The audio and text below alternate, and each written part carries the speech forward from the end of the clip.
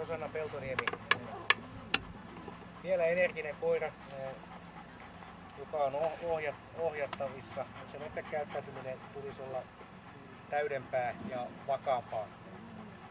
Ja ohjaa koiraa koerohjeen mukaisesti. Avustaja etsintä risteille.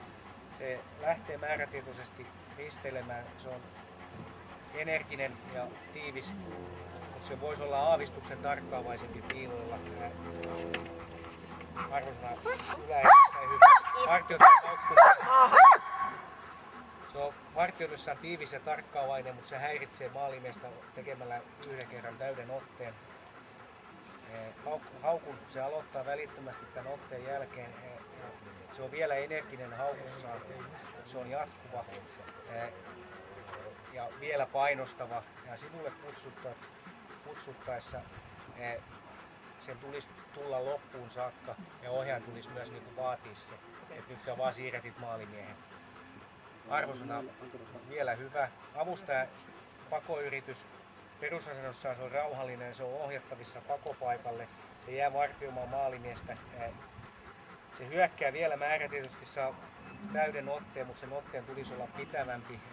Ja sen tulisi osoittaa ylimenovaihe rauhallisemmin ja estää maalimiehen pakoa paremmin. Se irrottaa täsmällisesti ja jälkivartioinnissaan se on tiivis ja tarkkaavainen. Arvosana vielä erittäin hyvä. Hyökkäyksen torjuminen.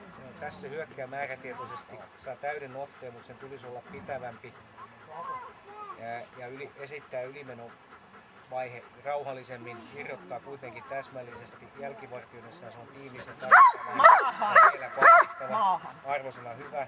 Selkäkuljetus. Perusasennossaan rauhallinen. Se pitää vielä paikkansa, mutta sen tulisi olla aavistuksen vapautuneisempi. Arvosana erittäin hyvä.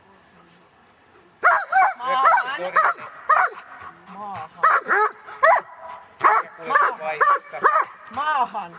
Se hyökkää vielä määrätietoisesti, saa täyden otteen, mutta sen otteen tulisi olla kuitenkin kuormituksen alla pitävämpi.